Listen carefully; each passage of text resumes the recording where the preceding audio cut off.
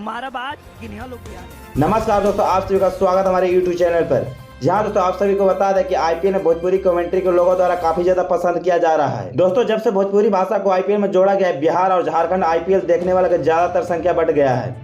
दोस्तों भोजपुरी भाषा को आईपीएल में जोड़ा गया कमेंट्री करने के लिए और हमारे गाँव देहात के लोग तो आजकल आईपीएल देखने में काफी ज्यादा पसंद कर रहे हैं। और दोस्तों आपको बता दें कि अपनी भोजपुरी भाषा कमेंट्री देखकर काफी ज्यादा मजा आता है।